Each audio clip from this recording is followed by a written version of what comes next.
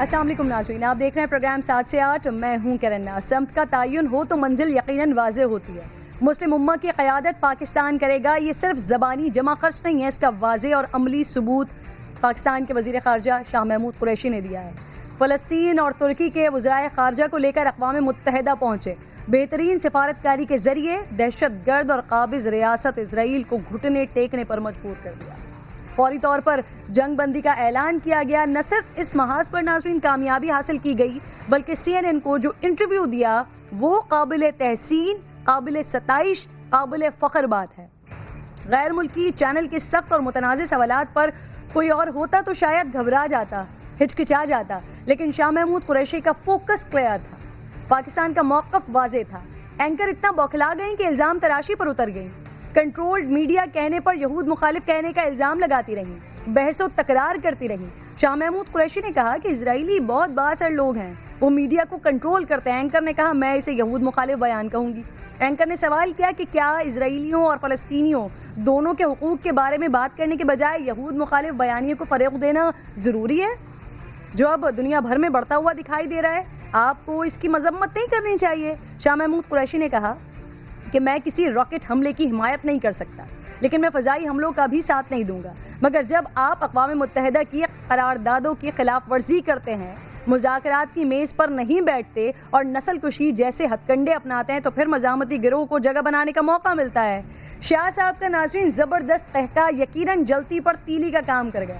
خیر، اس سے بڑھ کر کنٹرولڈ میڈیا کیا ہوگا کہ جب فلسطینیوں کے حقوق، ان کے ساتھ ہونے والی ناانصافیاں اور ظلم کی بات کی جانے لگی تو فوراً یہود مخالف الزام لگا کر اسے دبانے کی کوشش کی گئی.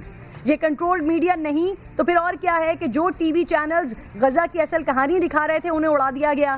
اس سے بڑھ کر کنٹرولڈ میڈیا کیا ہوگا کہ صحافت کے علم بردار اور چیمپئنز بننے والے، آزادی اظہار رائے کے لیے کسی بھی تہذیب سے نکل جانے والے مغربی ممالک عالمی عدالت یا کسی بڑے فورم پر ان جنگی جرائم پر آواز اٹھاتے نظر نہیں آئے.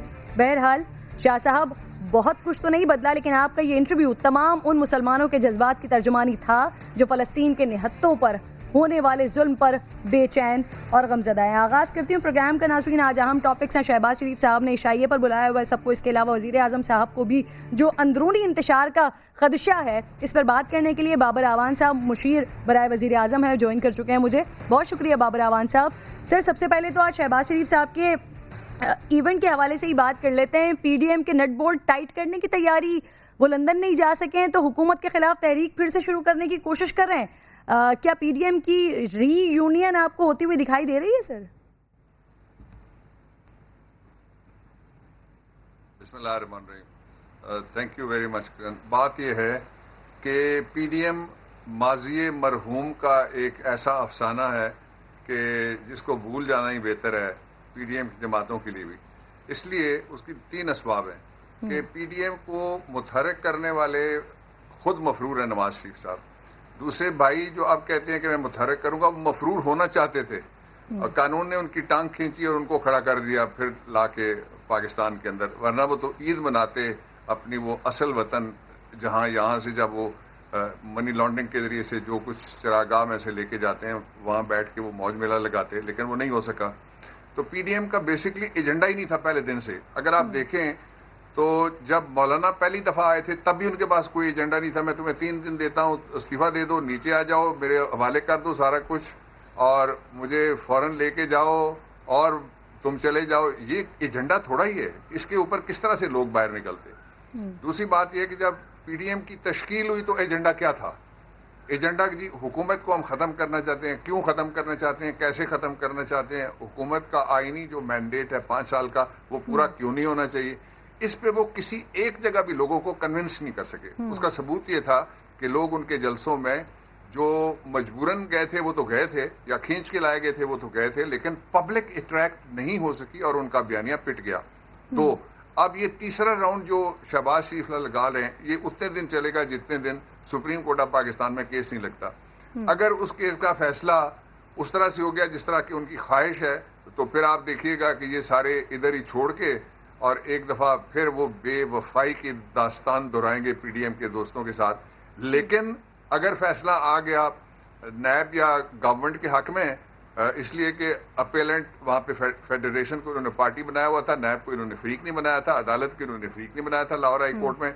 تو ظاہر ہے گورنمنٹ کی طرف سے اٹارنی جنرل پیش ہوں گے تو پھر وہ دوبارہ کہیں گے کہ میں اب ایک زبردست قسم کی تحریک چلائیں. میں ایک نقطے میں سارا بیان کر دیتا ہوں. یہ جتنی تحریکیں, ان سب کا مطلب ہے NRO, اور اس کا جو جواب ہے عمران کی طرف سے اور NRO حکومت کی طرف ہرگز نہیں سے, دیں گے. پاکستان تحریک انصاف کی طرف سے کل بھی انہوں نے کہا نہیں, NRO کا جواب ہے نو NRO.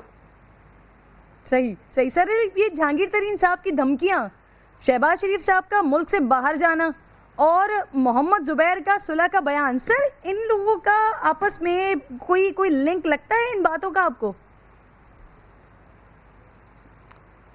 دیکھیے دو باتیں ذہن میں رکھیے. جو کسی کے خلاف بھی جب کوئی کیس بنے تو اس کو لڑنے کی بہترین جگہ عدالت ہے. صحیح. اور کسی کے خلاف بھی جب کیس بنے تو پاکستان کے پہلے وزیر اعظم ہیں عمران خان صاحب, جنہوں نے یہ فارمولہ طے کر دیا کہ وہ جائے گا سیدھا جا کے عدالت کے اندر اپنی بے گناہی ثابت کرے گا. سڑک کے اوپر کتنا شور مچایا, مجھے کیوں نکالا والے نے, آج کہاں ہیں وہ سارے کے سارے. تو اس لیے جو جہانگیر صاحب کی بات ہے, کوئی زیادتی عمران خان صاحب نے کبھی اپنے پولیٹیکل اوپوننٹس کے ساتھ بھی نہیں کی. جتنے کیس انہوں نے بھگتے ہیں آپ کو پتہ ہی ہے, سارے پرانے ایک دوسرے کے خلاف یہ بناتے رہے, یہ سارے کھاتے ایک دوسرے کے خلاف کھولتے رہے. اس لیے یہ کیسے ہو سکتا ہے کہ جن کا تعلق تحریک انصاف سے رہا ہو یا ہو ان کے ساتھ زیادتی ہو جائے.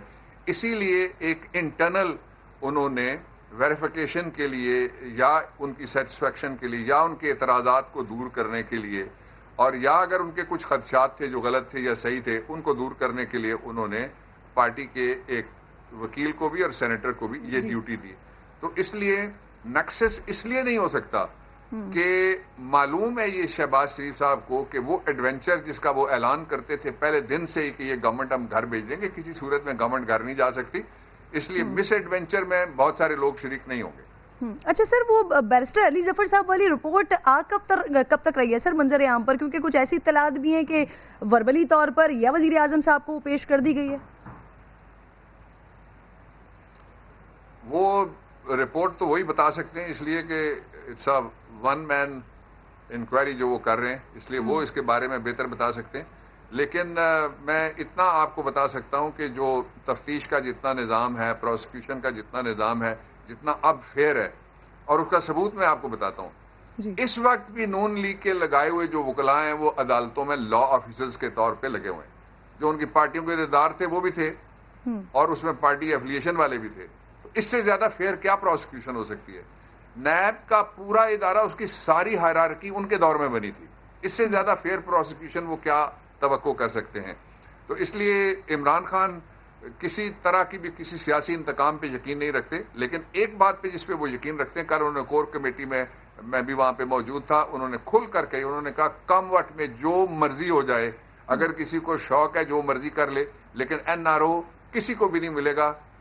کوئی پارٹی ایفیلیشن کس پارٹی سے ہے اس سے بالا تر ہوگا. بابر صاحب, NRO مانگا جا رہا ہے.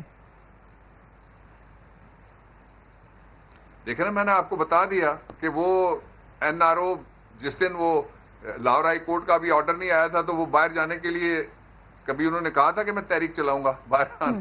جو ہی ان کے خلاف اپیل گئی سپریم کورٹ آف پاکستان میں, تو NRO کے لیے یہ ساری جدوجہد ہو رہی ہے. صحیح. سر جہانگیر ترین صاحب کے گروپ کو ایسا کیا حکومت کی جانب سے آفر کیا گیا ہے کہ اب وہ بغاوت نہیں کریں گے اور بجٹ میں بھی پھر حکومت کا ساتھ دیں گے؟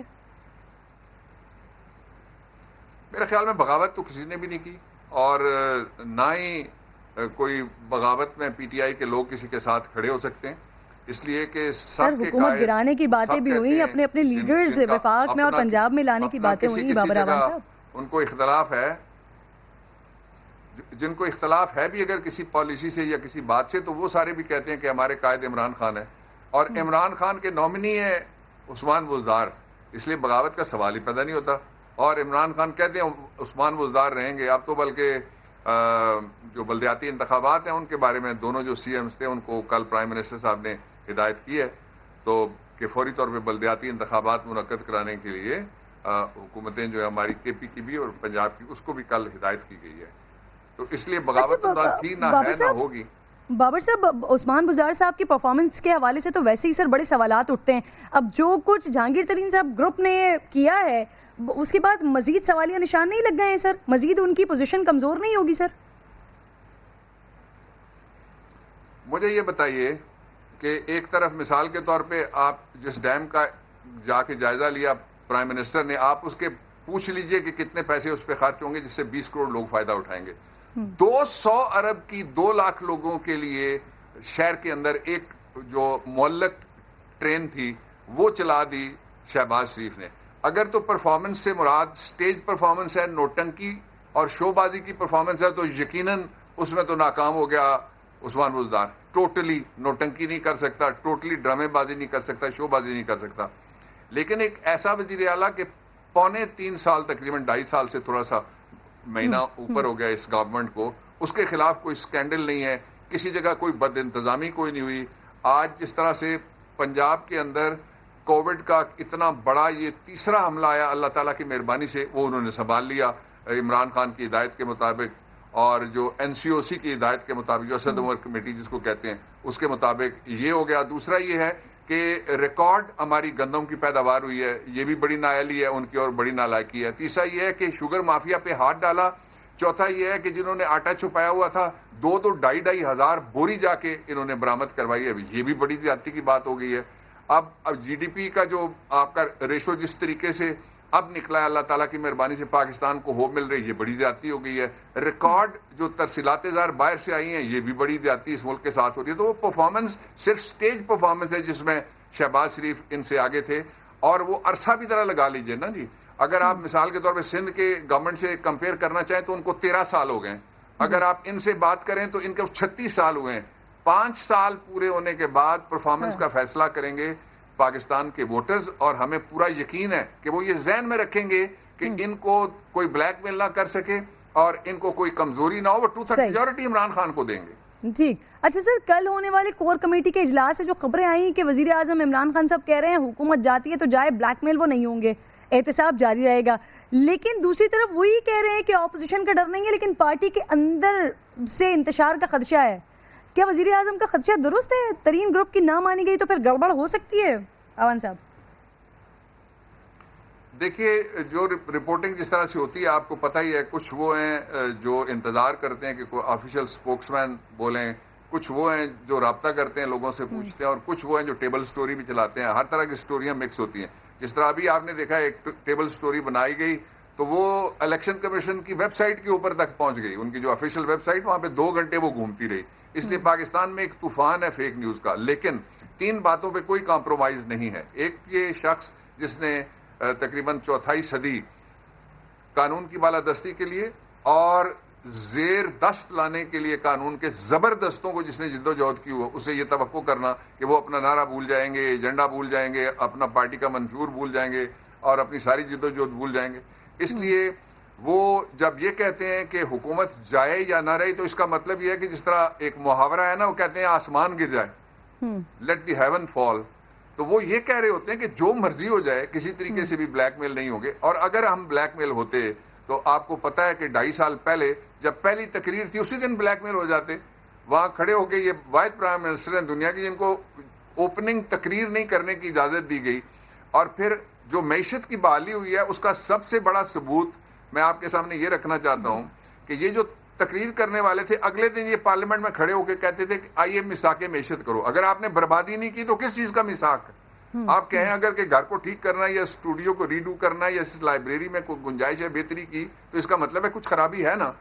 وہ تو برباد کر کے سارا چھوڑ کے گئے تھے. اب تو اللہ تعالیٰ کی مہربانی سے پاکستان پٹڑی پہ چڑھ نہیں پڑا بلکہ تقریباً دوڑ پڑا ہے. سر اس بات کی تردید کریں گے کہ اندرونی طور پر کوئی خدشہ نہیں ہے، کوئی انتشار کا پرابلم نہیں ہے؟ دیکھیے، جو انتشار ہے وہ اگر اس کا مطلب یہ ہے کہ جی پارلیمنٹ کے اندر کوئی انتشار ہے تو ہم نے ابھی ریزولوشنز جتنی ہوئی ہیں، پچھلا جو سیشن تھا اس میں بھی ابھی بھی اور کچھ دن میں اور آپ کو ہم لیجسلیشن جو ہوئی ہیں، ہماری قانون سازی اس میں ہماری اکثریت قائم ہے. تو ہم کس طرح سے کہیں کہ انتشار ہے؟ انتشار صرف ان کی صفوں میں ہے جو باہر بیٹھے ہوئے ہیں اور پچھلے لوگ ان سر سے پریشان ہو پارلیمنٹ میں گئے نہ ہو لیکن اور یہ ایک گروپ تو بن رہا ہے نا جس کی وجہ سے دباؤ کا شکار ہے. کو پارٹیاں اس میں وہ نہیں کرنا چاہتے تھے کہ ہم کوئی چھانگا مانگا لگائیں, ہم چھانگا مانگا نہیں لگانا چاہتے تھے, انتشار تو ہے لیکن دوسری پارٹیوں میں. صحیح. اچھا سر, شہزاد اکبر صاحب سے حکومتی ٹیم کے اکثر لوگ ناراض رہتے ہیں, جہانگیر ترین گروپ بھی ان پر سازش کا الزام لگا رہے ہیں, زلفی بخاری کے لیے بھی ایسی باتیں ہو رہی ہیں, ایسا کیوں ہے بابر اعوان صاحب؟ یہ جو احتساب کا کام ہے, خواہ وہ ان کے نیچے چونکہ as a state minister F I A بھی آتی ہے, تو اس لیے جب کوئی کارروائی شروع ہوگی تو شیخ صاحب نے بھی کہا ہوا ہے کہ جی ایف آئی اے ان کے ذمہ ہے, تو اس لیے کوئی بات اگر کہتا ہے تو اس کا مطلب یہ نہیں ہے کہ وہ سچ ہے. نہ کسی پرچے میں ان کا کوئی کردار ہو سکتا ہے, اس لیے کہ ادارے انڈیپینڈنٹ ہیں. اگر نہ ہوتے, میں آپ کو ایک مثال دیتا ہوں کرن, آپ بہت اچھا ہمیشہ پاکستان کی بہتری کی بات اس کو بڑھا چڑھا کے پیش کرنے کی کوشش کرتے ہیں جو اس کا حق ہوتا ہے. 99 سے لے کے 2017 تک نیب پہ کتنے پیسے خرچ ہوئے, ابھی کہانیاں نکل رہی ہیں ساری دنیا سے کہ کدھر کدھر وہ نواز شریف صاحب کے زمانے میں اور اس کے بعد آنے والی گورنمنٹ کیا کیا کرتی رہی. 99 سے لے کر 2017 تک 290 بلین انہوں نے ریکوری کی ہے. یہ کتنے سال بنتے ہیں ذرا حساب لگا لیجئے. 18 سے لے کے 20 کے درمیان 2 سالوں میں 484 ارب روپے. یہ کس بات کا ثبوت ہے کہ ہم اداروں میں مداخلت نہیں کرتے؟ یہ وہی ادارے ہیں جنہوں نے 5 اداروں نے سپریم کورٹ آف پاکستان میں کھڑے ہو کے ہاتھ کھڑے کر دیے تھے. انہوں نے کہا تھا ہم سے کچھ نہیں ہوتا. جج بیٹھے ہوئے ہیں, پاناما کیس سنا جا رہا ہے, انہوں نے کہا ہم سے تو کچھ نہیں ہوگا. ہم نے نہ کسی کو بدلا, نہ کسی کو ہٹایا, نہ کسی کو بگایا, نہ کسی کو رلایا, نہ کسی کو دوڑایا, نہ کسی کو باہر بھجوایا. انہی اداروں کو جب یہ اعتبار دلوایا کہ عمران خان مداخلت نہیں کریں گے, آپ جو قوم کے ساتھ آپ کا ریزولو ہے, آئینی مینڈیٹ ہے, اس کو پورا کریں, یہ نتیجہ آپ کے سامنے. اور ان کی تو کوئی, آپ کو یاد ہے مشرف کے ساتھ جب ان کا ہوا تھا این آر او, تو یہ جاتے ہوئے اپنے بچڑے اور کٹڑے جو تھے وہ نیب کے حوالے, وہ بڑے ہو گئے تھے جب یہ واپس آئے, انہوں نے سارے چھین لیے, جو انہوں نے جائیدادیں دی تھی وہ بھی ساری پھر انہوں نے چھین لی. لیکن آپ نے دیکھا نہیں 88 کنال جو ہے وہ 1 کروڑ سے زائد اس کی قیمت لگی ہے. ابھی جو آپ بات کریں نا سر ریکوری کے حوالے سے, سر وہ 23 ارب 85 کروڑ بابر اعوان صاحب, اس کا بھی بڑا دعویٰ ہو رہا ہے. میں ذرا کچھ سنانا چاہ رہی ہوں آپ کو. زرداری صاحب کا ایک بڑا خاص اور بڑا تاریخی جملہ ہے, وہ سنیے, پھر یہ ریکوری کے حوالے سے بھی ڈسکس کرتی ہوں آپ سے.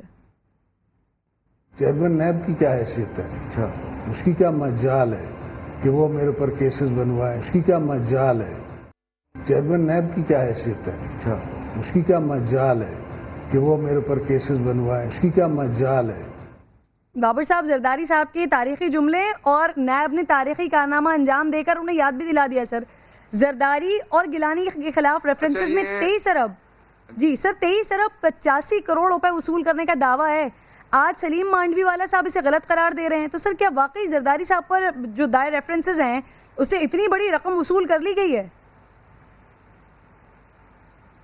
ظاہر ہے یہ نیب کے فگرز ہیں, کسی سڑک پہ چلتے ہوئے آدمی کے فگرز نہیں ہیں, اور یہ کوئی فیک نیوز نہیں ہے, یہ نیب کے فگرز ہیں. ایک بات. دوسرا یہ ہے کہ جو آپ نے کہا نا کہ آصف صاحب تاریخی بات کر رہے تھے اور انہوں نے تاریخی جملے ادا کیے, اس کے اوپر تاریخ پڑھ لیجئے. وہ تاریخ تھی سال 2017 کی, وہ نواز شریف کو کہہ رہے تھے کہ تمہارا آدمی جو لگایا ہوا ہے وہ میرا کیا بگاڑ سکتا ہے, تمہارے بٹھائے ہوئے لوگ میرا کیا بگاڑ سکتے ہیں. تو یہ تو اس وقت کی بات ہے جب انہوں نے نواز شریف صاحب کا نام رکھا ہوا تھا مولوی نواز شریف. تو یہ تو میں دس پرووز مائی پوائنٹ, جو میں نے شروع میں آپ کے سوال کے جواب میں کہا کہ ایک دوسرے کے خلاف جو کیس بناتے رہے اور ایک دوسرے کے خلاف جو کھاتے کھولتے رہے, وہ کھاتے کھول کے سامنے آئے ہیں. سر یہ مثال کے طور رقم آ گئی ہے سر خزانے میں. بے نامی والا کیس ہے. ایک سیکنڈ, میں آئی سے 1 سینٹینس. جی سر.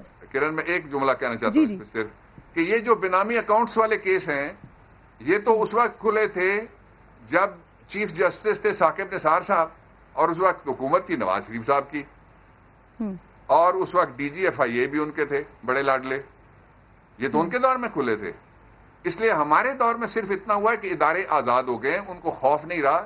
اس لیے وہ جو جس کے لیے نیب لفظ استعمال کرتا ہے بڑی مچھلی, میں وہ نہیں کہنا چاہتا, لیکن جو پاکستان کی وہ ایلیٹ ہے جن کا ایک شہر ممنوع تھا, جس طرح چائنا کے اندر فوربڈن سٹی ہے, شہر ممنوع انہوں نے بنایا ہوا تھا کہ یہاں قانون داخل نہیں ہو سکتا. اب ساری جگہ قانون, کسی جگہ سے اربوں روپے نکل رہے ہیں, کسی جگہ سے آپ دکھا رہے ہیں کراچی میں باڑے نکل رہے ہیں, اور کسی جگہ سے پتہ نہیں کیا کیا اور ابھی نکلنا ہے. بابر صاحب, یہ آپ تصدیق کر رہے ہیں اس بات کی, یہ 23 ارب 85 کروڑ آلموسٹ 24 ارب یہ خزانے میں آ چکے ہیں سر؟ یہ نیب کے فگرز ہیں, میں نے کہا ہے. میری منسٹری یا میرے ساتھ اس کا کوئی تعلق نہیں, یہ نیب کے فگرز ہیں. اچھا, اس سے تھوڑی سی ہٹ کے ذرا بات کرنی چاہیے اگر آپ اجازت دیں.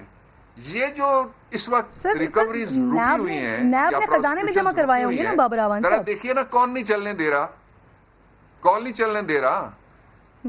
ملزم تاریخ لے جاتے ہیں, اس پہ لوگ گلا کرتے ہیں نیب سے کہ پروسیکیوشن اپنی توجہ دے اور کیسز کو وقت جو لکھا ہوا ہے اس کے مطابق چلنے چاہیے. کیسز قانون نے وقت دیا ہوا ہے, پھر سپریم کورٹ آف پاکستان نے وقت دیا ہوا ہے, اور پھر جو نیچرل جسٹس کا بیسک پرنسپل یہ ہے کہ انصاف جلدی ہونا چاہیے, اس لیے کہ جسٹس ڈیلیڈ از جسٹس ڈینائیڈ. اگر کسی کے خلاف کوئی ثبوت نہیں ہے تو اس کو خود بھی پیش ہو کے کہنا چاہیے میرے خلاف کیس چلاؤ. یہ کیس نہیں چلنے دیتے, ضمانتیں لیتے ہیں, بھاگ جاتے ہیں. بابر اعوان صاحب, ذرا چودھری نثار صاحب کے حوالے سے بھی بات کر لیتے ہیں. تقریباً سر 3 سال بعد آج پنجاب اسمبلی کا حلف اٹھانے گئے تھے. وہ کہتے ہیں حکومتی آرڈیننس کے بعد حلف لینے کا فیصلہ کیا ہے. حکومتی آرڈیننس کیا ہوگا سر؟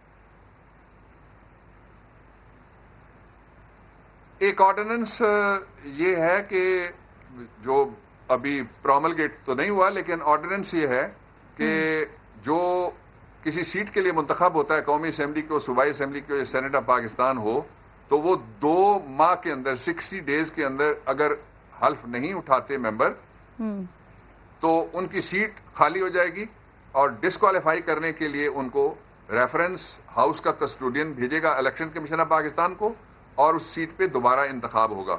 چلیے, چودھری نثار نے اتنی ہمت تو کی کہ وہ چلے گئے اور انہوں نے جا کے حلف اٹھانے کے لیے کہا کہ میں حلف اٹھانے آیا ہوں. یہ یہاں بڑے اچھل کے گفتگو کر رہے ہوتے ہیں پاکستان کے اداروں کے خلاف بیٹھ کے لنڈن میں, اور وہ کہتے ہیں ان کو بھی چک نکلی ہوئی, ان کی بیماریاں بھی پتہ نہیں, کسی کو پتہ لگے تو وہ بتائے کہ ان کی بیماریاں کیا ہیں. اسحاق ڈار کو واپس آنا چاہیے. اسحاق ڈار کیوں نہیں حلف لینے کے لیے آتے؟ اسحاق ڈار کیوں نہیں قانون کا سامنا کرتے؟ صحیح, بہت بہت شکریہ بابر اعوان صاحب. سر, آپ پروگرام میں ساتھ موجود تھے. عظمہ بخاری صاحبہ ایک نون سے مجھے جوائن کر چکے ہیں. بہت بہت شکریہ عظمہ صاحبہ. سب سے پہلے تو یہ پی ڈی ایم اور وہ جو شہباز شریف صاحب کا عشائیہ ہو رہا ہے, ابھی کچھ دنوں پہلے کی باتیں, زبان کھینچنی تھی آپ لوگوں نے, آپ کے بقول سلیکٹڈ کے متبادل تھے, ان کو آج بلا رہے ہیں عشائیے پر. بلاول آ رہے ہیں خود یا صرف وفد آئے گا پیپلز پارٹی کا؟ بسم اللہ الرحمن الرحیم. بہت شکریہ کرن. یہ جو عشائیہ ہے یہ پی ڈی ایم کی طرف سے نہیں ہے. یہ عشائیہ تمام اپوزیشن پارٹیز کو جن کے لیڈر میاں شہباز شریف صاحب ہیں, ایز اپوزیشن لیڈر انہوں نے ان کو عشائیے میں بلایا ہے. اور ظاہر ہے ایک لمبی قید کاٹنے کے بعد جو ہے وہ باہر آئے ہیں. سو ہاؤس میں اپوزیشن پارٹیز کو مؤثر نمائندگی کرنے کے لیے, ان کا رول اچھا کرنے کے لیے اپوزیشن لیڈر کے ساتھ تمام پولیٹیکل پارٹیز کو, جہاں زیادہ پولیٹیکل پارٹیز ہوں اپوزیشن, ان کو یہ کوآرڈینیشن بہتر کرنی ہوتی ہے, اور اسی کی ایک کڑی ہے. میرا خیال ہے شاید بلاول صاحب جو ہے وہ ملک میں نہیں ہے, یا جو میری انفارمیشن تھی تو ان کا ایک ڈیلیگیشن جو ہے, ہائی لیول ڈیلیگیشن جو ہے وہ آ رہا ہے کھانے کے اندر شرکت کرنے. اچھا, تو عظمہ پھر یہ آج کے اس ایونٹ میں, آج کے اس عشائیے میں پی ڈی ایم کے حوالے سے کوئی بات نہیں ہوگی, اور جو پی ڈی ایم کا اگلا اجلاس ہونے جا رہا ہے اس حوالے سے بھی دعوت نہیں دی جائے گی پاکستان پیپلز پارٹی کو؟ دیکھیے, ہمارا دعوت دینے کا کوئی بنتا نہیں ہے بات, اس لیے کہ مولانا فضل الرحمان صاحب ایز سربراہ پی ڈی ایم جو ہے وہ ان تمام معاملات کو دیکھ رہے تھے, اور ان کے ساتھ کچھ دنوں پہلے این پی کی بھی اور پیپلز پارٹی کے ایک ڈیلیگیشن کی ملاقات بھی ہوئی تھی. تو پی ڈی ایم کے معاملات کو مولانا صاحب دیکھ رہے ہیں, تو وہ ظاہر ہے وہی اس کا فیصلہ کریں گے, اور جو پی ڈی ایم کے معاملات ہیں وہ پی ڈی ایم پہ دیکھیں گے. اور پی ڈی ایم جو ہے وہ اگر نہ بھی ہو تو اس کی ہماری جو اپوزیشن کی ایک ریپرزنٹیشن ہے پارلیمنٹ کے اندر, اس کے اوپر ابھی پی ڈی ایم کے دنوں میں بھی آپ کہہ رہے تھے ہم نے یہ کہا وہ کہا, بالکل دونوں طرف سے, اور پہلے بھی کہا جاتا رہا ہے. ہمارا کو بہت گڈی ریلیشن شپ کبھی بھی نہیں رہا پی ایم ایل این کا اور پیپلز پارٹی کا, لیکن ہاؤس کے اندر جو ہے وہ اس حکومت کو جہاں ٹف ٹائم دینے کی باری آئے, جہاں ہاؤس کے اندر پروسیڈنگز کی بات ہو, اس کے اوپر پچھلے اجلاس کے اندر بھی اور اس اجلاس میں بھی پیپلز پارٹی اور پی ایم ایل این جو ہے وہ مل کے کام کر رہے ہیں, اور جو پارلیمنٹ کا پلیٹ فارم ہے اس میں جو ہے وہ ایک اچھی کوآرڈینیشن جو ہے وہ ہو رہی ہے، اور یہ دونوں پارٹیوں کی ضرورت ہے. میاں شہباز شریف صاحب جو ہے وہ اپوزیشن لیڈر ہے، اور پیپلز پارٹی ایک اپوزیشن پارٹی ہے، تو ان کا اچھا عظما، کوآرڈینیشن ہونا ضروری ہے. پاکستان مسلم لیگ نون کا موقف کہ جب تک پاکستان پیپلز پارٹی اپنی غلطی تسلیم نہیں کر لیتی، جب تک کسی قسم کی کوئی تحریک پاکستان پیپلز پارٹی کے ساتھ نہیں چلائی جا سکتی، اس پر آج بھی قائم ہے یا اس پر بھی کمپرومائز ہو سکتا ہے؟ دیکھیے، ہمیں کوئی بھی بیان بازی نہیں کرنی ہے. یہ مولانا صاحب کے اسٹینڈنگ آرڈرز ہیں، اور وہ جیسے میں نے کہا کہ وہ کیا کر رہے ہیں، اور ان کے پیچھے جو ہے وہ کیا ان کی جو بھی معاملات چل رہے ہیں، یہ پی ڈی ایم کے اجلاس میں بات کریں گے. جو باتیں پی ڈی ایم کی ہیں وہ اگر پی ڈی ایم کے مولانا صاحب اجلاس میں ہوں گی. جی، آپ کو پیپلز پارٹی کے خلاف بیان بازی سے روکا گیا ہے، ایسے ہی عظما؟ سب کو کہا گیا ہے کہ بیان بازی جو ہے، سیاسی بیان بازی وہ نہ کی جائے. ظاہر ہے اس سے ایک پارٹی بات کرتی ہے، پھر دوسری پارٹی کو کاؤنٹر آرگومنٹ دینا پڑتا ہے، اور ایک سائڈ کی سٹوری تو ہمیشہ درست نہیں ہوتی ہے. سو اس لیے وہ ہو رہا تھا، اور اس سے ظاہر ہے تلخیاں بھی بڑھ رہی تھی. سو اس پہ مولانا صاحب کا جو یہ حکم ہے کہ بیان بازی نہیں ہونی چاہیے، تو فی الحال باقی باتیں پی ڈی ایم میں کریں گے. اچھا عظما، سینٹ میں اپوزیشن لیڈر یوسف رضا گیلانی صاحب، یہ تو obviously پی ڈی ایم کا مسئلہ نہیں ہے، یہ اپوزیشن کا ایشو ہے، تو اب مسلم لیگ نون اپوزیشن لیڈر ماننے جا رہی ہے اپنا؟ دیکھیے، اس کے اوپر ہماری ریزرویشن ہیں، بالکل ہے. اور جیسے منتخب ہوئے یوسف رضا گیلانی صاحب ایز اپوزیشن لیڈر، وہ بہت کنسرن کا باعث ہے، اور یہی ایک ایشو ہے جو پی ڈی ایم کے اندر جو ہے وہ جانا ہے. آپ کو پتا ہے کہ پی ڈی ایم کے اندر جو رفٹ ہے وہ انہی باتوں سے، اور پھر وہ جو استعفے نہ دینے والی بات تھی اس سے ہوئی تھی. تو یہ باتیں یقیناً یوسف رضا گیلانی صاحب کے جو اپوزیشن لیڈر ہونے کی بات ہے، اور ان کی جو اسٹینڈنگ کی بات ہے، یہ پی ڈی ایم کے اندر طے ہوگی، کیونکہ پی ڈی ایم کی تمام پولیٹیکل پارٹیز یہ فیصلہ کریں گی کہ ہمیں صحیح. عظما بخاری صاحبہ کا غالباً رابطہ منقطع ہوا ہے. جی کنٹینیو کیجیے گا عظما اپنی بات. جی میں نے کہہ دیا کہ یہ پی ڈی ایم کی تمام جماعتیں فیصلہ کریں گی کہ ان کو یوسف رضا گیلانی صاحب کو اپوزیشن لیڈر ماننا ہے یا نہیں. لیکن اس کے پیچھے بہت ساری باتیں ہیں، وہ یہ خالی ہماری ہاں نہ کی جو ہے، یہ چھوٹی سی ہاں کی بات نہیں ہے. عظما یہ آپ ایک اپنی بات پرنسپل تو کی کریں، بات ہے. نون لیگ مانے گی نہیں مانے گی؟ ہم پی ڈی ایم کے فیصلوں کے پابند ہیں کرن، اور پی ڈی ایم جو ہے اس میں میجورٹی سے فیصلے ہوتے ہیں، اور کوشش کی جاتی ہے کہ کنسنسس سے فیصلے ہوں. سو اس فیصلے کو بھی کنسنسس سے ہونا ہے، اور جو پیپلز پارٹی کے پاس گفتگو ہے اس الیکشن کے حوالے سے وہ اپنی کریں گے، اور جو ہماری ریزرویشنز ہیں، جو ہم نے سب کچھ فیل کیا، جو ہمارے ساتھ ہوا، وہ ہم اپنی گزارشات پی ڈی ایم میں رکھیں گے، اور وہاں پر یہ گفتگو ہوگی، اور پھر ہی اس بات کا فیصلہ ہوگا. میں یہاں بیٹھ کر آپ کے پروگرام میں اس کا فیصلہ نہیں کر پاؤں گی. اچھا عظما، چودھری نثار صاحب بھی آج آئے حلف لینے کے لیے، کیونکہ حلف نہیں اٹھا سکے آج وہ. ان سے بات کی گئی، ان سے پوچھا گیا کہ آپ کے لیڈر کون ہیں، تو انہوں نے اس بات پر بھی بات کرنے سے انکار کر دیا. آپشن دیا گیا ان کو، شہباز شریف صاحب کا نام لیا گیا، مریم صاحبہ کا نام لیا گیا. یہ بتائیے، آپ کو لگتا ہے کہ شہباز شریف صاحب کے بڑے کلوز رہے ہیں وہ، ان سے بات چیت ہونی چاہیے، بات کرنی چاہیے، یا پھر وہ صرف حکومتی آرڈیننس کی وجہ سے آئے ہیں حلف لینے کے لیے؟ یقیناً یہی لگتا ہے. ظاہر ہے وہ ان کا ایک سٹینڈ وہ لے کے بیٹھے ہوئے تھے 3 سال سے، تو اچانک اس کے اندر کوئی میریکل تو نہیں ہو سکتا. ان کو یہ آرڈیننس کی ہی یقیناً ایک میرا خیال ہے جو سنگن ملی تھی، اور ان کے لوگوں سے جو ان کی بات ہوئی، اس میں ان کا پہلے یہ خیال تھا کہ وہ دوبارہ الیکشن لڑ کے آنا چاہیں گے، یا اپنے بیٹے کو جس کو بلانا چاہیں گے. لیکن میرا خیال ہے ان کو گراؤنڈ ریئلٹیز ملی، اور جو ضمنی انتخابات میں جو ہے وہ ہوا، جس طرح سے ایک پی ایم ایل این کی ویو ہے پنجاب کے اندر، وہ اس میں ان کے لیے ضمنی الیکشن شاید لڑنا اور جیتنا اتنا آسان نہیں تھا. تو ان کو یہ فیصلہ کرنا پڑا، اور وہ خود مختار ہیں، جی آزاد ہیں اپنے فیصلے کرنے میں. وہ ہماری پارٹی ٹکٹ سے الیکشن لڑ کے نہیں آئے، وہ جیپ کے نشان سے الیکشن لڑ کے آئے ہیں، اور وہ ہماری پارٹی چھوڑ بھی چکے ہیں بقول ان کے انٹرویوز موجود ہیں. تو وہ ایک آزاد آدمی اپنا آپ آزاد سمجھتے ہیں ان فیصلہ سے کرے، بات ہمارا ہونی ان سے لینا چاہیے؟ دینا نہیں. جی میرا نہیں خیال کس چیز کی بات کریں گے ہم ان کے ساتھ. انہوں نے خود پارٹی چھوڑی ہے، صحیح. انہوں نے خود پارٹی کو اپلائی نہیں کیا تھا ٹکٹ کے لیے، ٹھیک، تو ہم ان سے کس چیز کی بات کریں. صحیح. بہت بہت شکریہ آپ کا عظما، پروگرام میں آپ ساتھ موجود تھیں. سعید اکبر جو جوائن کر چکے ہیں پروگرام میں، جو کہ جہانگیر ترین گروپ کا حصہ ہیں. بہت بہت شکریہ آپ کا سر. سیز فائر ہو گیا ہے حکومت اور ترین گروپ کے درمیان، معاملات طے سمجھیں ہم سر؟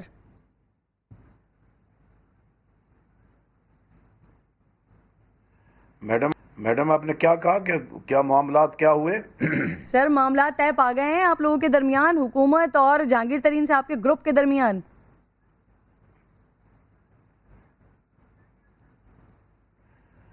हमारे मामलात कोई इस तरह के नहीं थे जो तय पाए। हमारा एक असूली स्टैंड था कि जहांगीर खान तरीन के साथ ज़्यादती हो रही है, उनके साथ बेइंसाफ़ी हो रही है, जिसकी वजह से हम प्राइम मिनिस्टर साहब को मिले। प्राइम मिनिस्टर साहब ने हमारी बात सुनी और उन्होंने उसी बात पे अली ज़फ़र एडवोकेट साहब की उनको कहा कि आप इस मामले को थ्रैश आउट करें और उसकी रिपोर्ट दें। हमारी तो स्टैंड इसी पे है कि अब अली ज़फ़र साहब जो रिपोर्ट दें उस रिपोर्ट को शाये भी कर दिया जाए, उस अमल दरामद भी कर दिया जाए, क्योंकि चाहे वो हमारे ख़िलाफ़ हो तब भी हम उसको मानेंगे, हक में हो तो तब भी मानेंगे। सईद साहब, ये जो अली ज़फ़र साहब वाली जो रिपोर्ट थी सर, ये जो इन्वेस्टिगेशन थी जिसपे इसका तो पहले से आगाज हो गया था सर। ये बजट मंजूर ना कराने वाली धमकियां आप लोगों ने बाद में दी हैं सर। इस ग्रुप का बाकायदा ऐलान मीडिया पर आप लोगों ने बाद में किया है सर।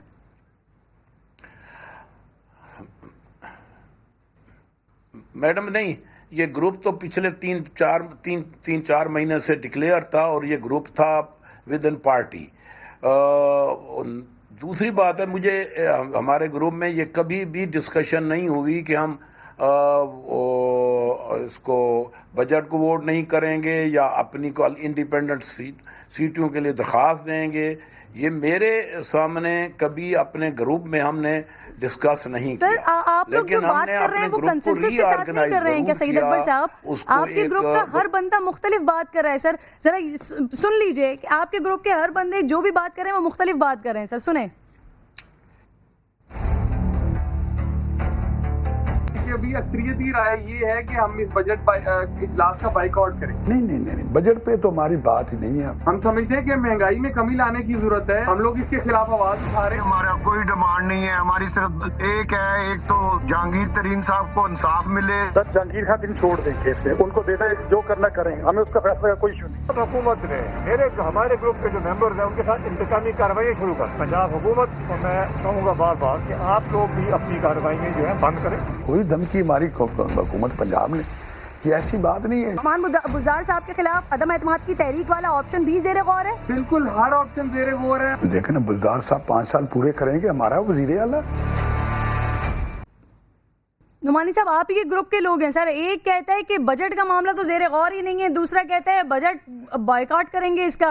फिर एक तरफ कहते हैं जहांगीर तरीन का मसला है, फिर दूसरा कहता है कि जहांगीर तरीन तो मसला ही नहीं है। एक कहता है कि क्या सिर्फ इमरान खान पीटीआई है, दूसरा कहता है कि जी इमरान खान पीटीआई है। सर मसला क्या है आप लोगों का?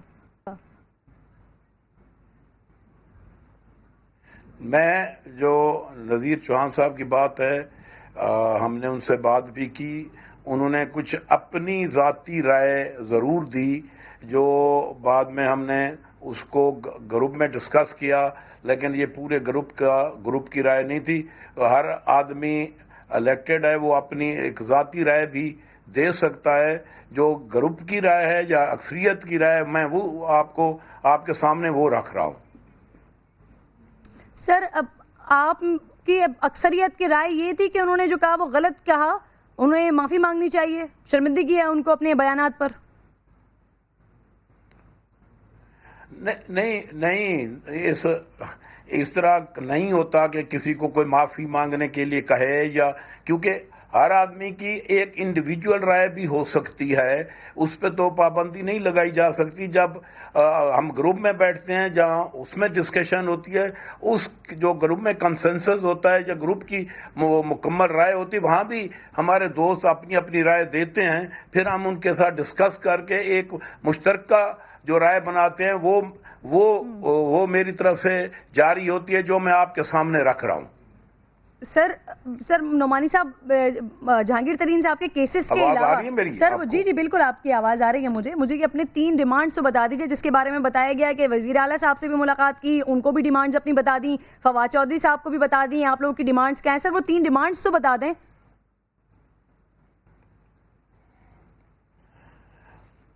میڈم وزیر اعلیٰ سے ہم جب ملے تو ان کو ہم نے کہا کہ ہمارے کچھ ممبران کے خدشات ہیں کہ ان کے حلقوں میں ان کے ساتھ کوئی زیادتی ہو رہی ہے، کوئی ایف آئی آرز ہوئی ہیں.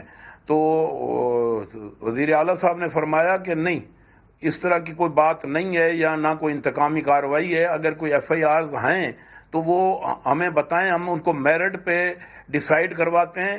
جو بھی ان حقیقت ہوگی اسی کے مطابق ہم ان کے ساتھ نپٹیں گے، کسی کے ساتھ زیادتی نہیں ہوگی.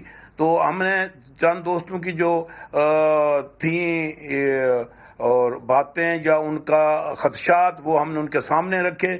انہوں نے بڑی مہربانی فرما کے اس کی ڈائریکشن دی، بھائی یہ میٹر ہیں، ان کو پیورلی میرٹ پہ ڈیسائیڈ کریں، اس میں کسی کے ساتھ زیادتی کا عنصر موجود نہ ہو. جس کے بعد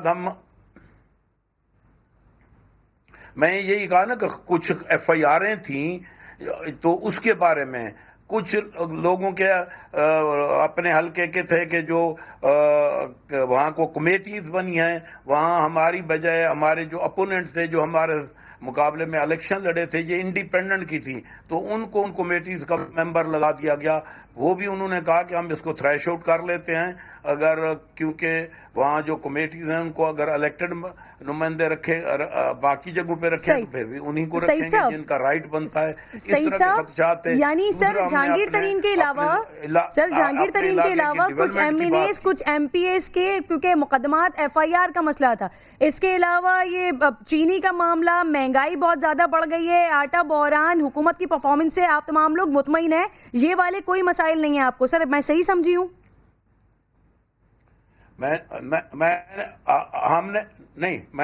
ہم نے ساروں نے جب کمیٹی ہماری وہاں ملی، ہم نے اپنی بات شروع کی، ہر بندے نے اپنے حالات بتائے اور یقین اس پہ مہنگائی کی بہت زیادہ ڈسکشن ممبران نے اور ہم ساروں نے یہ بات کی کہ ہمیں اپنے حلقوں میں بہت زیادہ پریشر ہے مہنگائی کا اور تمام اور باقی جو لوگوں کے پرابلم ہیں. سر یہ ڈسکشن آپ کے اپنے حلقے کے اندر، آپ کے گروپ کے اندر ہوئی ہے؟ جب آپ وزیر اعلیٰ سے ملے اس وقت ان کو بتایا، فواد چودھری صاحب کو بتایا گیا کہ مہنگائی کم کریں ورنہ حالات بگڑ جائیں گے؟ نہیں، آپ جب میں کر کے پورا 1 گھنٹہ تمام ممبران نے مہنگائی پہ، باقی جو گورنمنٹ کی پرفارمنس ہے اس پہ بہت بڑی لمبی ڈسکشن ہوئی، اور دوستوں نے تجاویز بھی دی، جو خامیاں خرابیاں تھیں وہ بھی ان کے سامنے رکھی. مہنگائی کا سب سے زیادہ تذکرہ ہوا کہ لوگوں نے رکھی، مہنگائی کا سب سے زیادہ تذکرہ ہوا کہ لوگوں میں مہنگائی کی وجہ سے بہت ہی زیادہ لوگ اپسٹ ہیں، لوگوں کے جو گزر اوقات ہے وہ بہت مشکل ہو چکی ہے. اس پہ بہت لمبی ڈسکشن ہوئی، کیونکہ جہانگیر ترین والا معاملہ تو کیونکہ وزیر اعلیٰ کے سامنے ڈسکس کرنے کا اتنی ضرورت نہیں تھی، اس کی بات ضرور ہوئی، لیکن وہ معاملہ ریلیٹڈ نہیں تھا وزیر اعلیٰ کا. ہم نے لوکل پرابلم مہنگائی، اس کے ذمہ داران بھی آپ لوگوں نے بتائے ہوں گے نا، اس کے ذمہ داران بھی بتائے آپ لوگوں نے. سر کس کو ذمہ دار ٹھہرایا یا کس کو ذمہ دار ٹھہراتے ہیں؟ وزیر اعلیٰ صاحب کو ان سے نہیں سنبھل پا رہا یا عمران خان صاحب کو وہ نہیں سنبھال پا رہے؟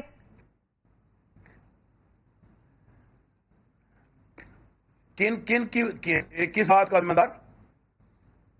سر مہنگائی کے حوالے سے جو آپ بات کر رہے ہیں نا، 1 گھنٹہ ڈسکشن ہوا ہے اس پر، تو کوئی نہ کوئی ذمہ دار تو ہوگا، آپ سب پریشان ہیں.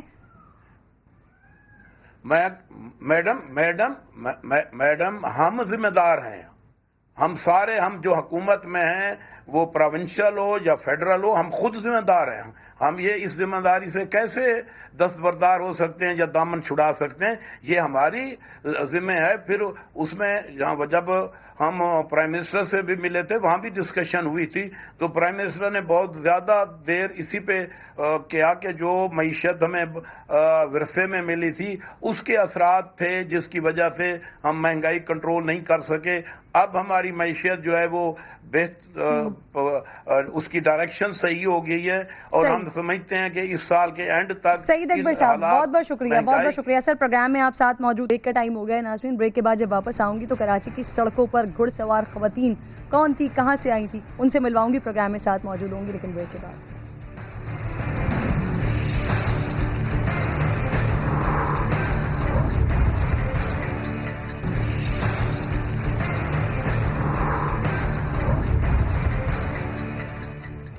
ایک بار پھر خوش آمدید کہوں گی ناظرین آپ کو کہ سیز فائر ہو چکا ہے، لیکن گزشتہ دنوں اسرائیلی وحشیانہ بمباری کے باعث غزہ اب بھی ملبے کا ڈھیر بنا ہوا ہے، جہاں زندگی واپس لوٹنے میں نہ جانے کتنے سال لگ جائیں، لیکن فلسطینیوں کے اس حوصلے کو سلام ہے جو ملبے کے ڈھیر پر سکون سے بیٹھے ہوئے ہیں، مسکرا رہے ہیں۔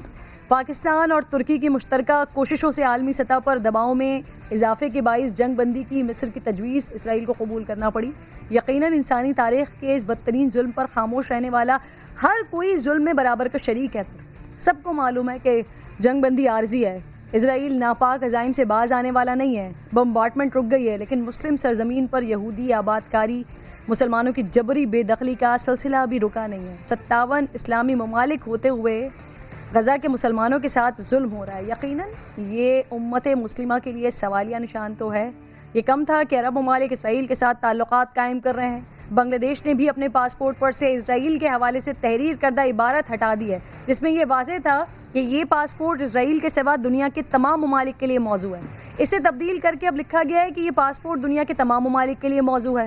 بنگلہ دیش حکومت کے اس فیصلے کے بعد سوشل میڈیا پر ڈسکشن شروع ہو گئی ہے کہ کیا اسرائیل سے تعلقات میں بحالی کا عمل شروع ہو گیا ہے، کیونکہ بنگلہ حکومت اس بات کو ڈسون کر رہی ہے، تردید کر رہی ہے ان خبروں کی، لیکن بنگلہ دیش کا موجودہ طرز عمل جو ہے وہ زیادہ کھل کر ریاکشن نہ دینا، پاسپورٹ میں تبدیلی لانا، یہ سوال ضرور اٹھا رہا ہے۔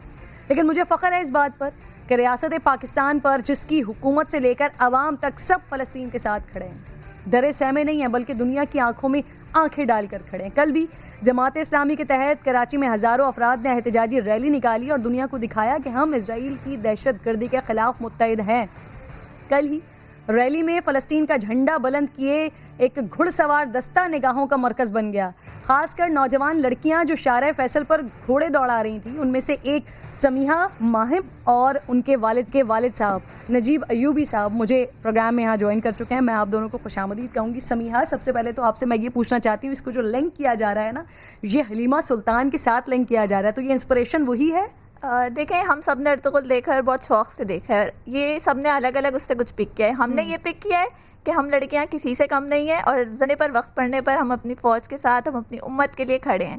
صحیح۔ اچھا، یہ جو گھڑ سواری، کیونکہ یہ آسان کام نہیں ہے، اس کے لیے ایک پراپر پریکٹس اور پراپر اس کو سیکھنے کی ضرورت ہوتی ہے۔ پھر آپ کی جو میں ویڈیوز دیکھ رہی ہوں، وہ ایک ہاتھ سے آپ نے اس کی لگام پکڑی ہوئی ہے، ایک ہاتھ سے آپ نے جھنڈا پکڑا ہوا ہے، اور پھر آپ گھوڑا دوڑا رہی ہیں، تو یہ خاص کل کے ایونٹ کے لیے سیکھا ہے یا گھڑ سواری کرتی ہیں؟ نہیں، ہماری فیملی الحمدللہ اتنی اچھی ہے کہ ہم لوگ کچھ نہ کچھ اس طرح کے پلان کرتے رہتے ہیں، ہیلدی ایکٹیویٹیز میں ہم بھرپور حصہ لیتے ہیں۔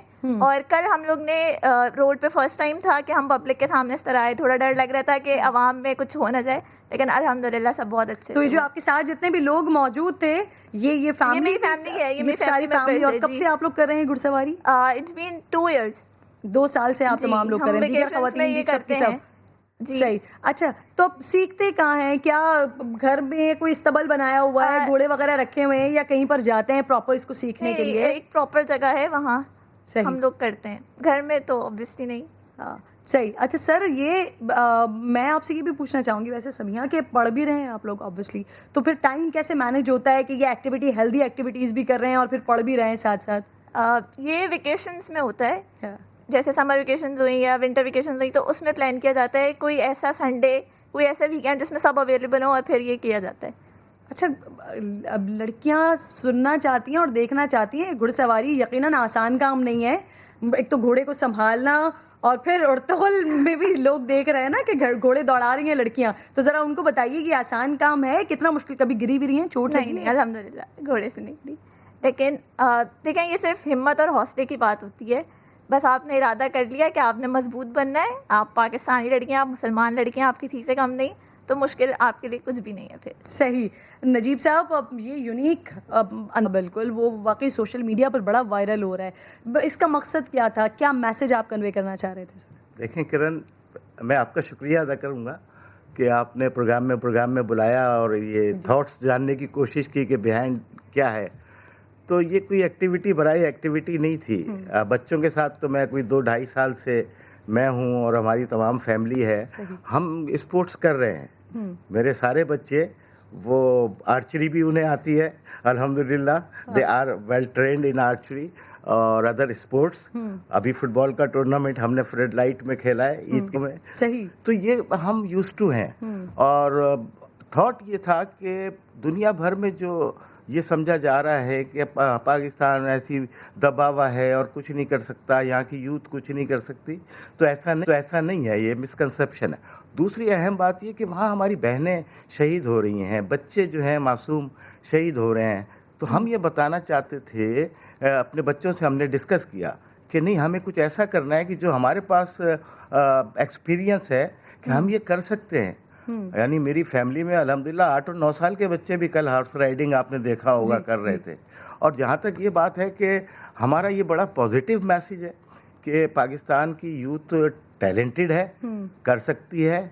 और कल का जो पर्टिकुलर इवेंट था उसमें पूरी उम्मत मुस्लिमा को पॉजिटिव ये मैसेज गया है और इंटरनेशनल मीडिया में ये मैसेज गया है जी। फिर ये आपने जो घोड़े वाली बात की, हॉर्स वाली, ये बड़े यूजर फ्रेंडली भी होते हैं। आप इनके साथ अगर बिहेव अच्छा करेंगे तो अल्हम्दुलिल्लाह एक सर ये वैसे भी बहुत अच्छा है कि बच्चे हर वक्त मोबाइल पे लगे रहते हैं, उससे अच्छा है कि हेल्दी एक्टिविटी करें। लेकिन कल आपने जो कल के लिए जो आपने मैसेज दिया है, ये बड़ा यूनिक अंदाज और दुनिया भर को मैसेज दिया है कि पाकिस्तान के यूथ, पाकिस्तान के बच्चे फ़लस्तीन के बहन भाइयों के साथ खड़े हुए हैं। बहुत बहुत शुक्रिया अयूबी साहब, माहिम आपका बेहद शुक्रिया। कल इंशाल्लाह आपसे मुलाकात होगी, अपना ख्याल रखिए। अल्लाह ने के बाद।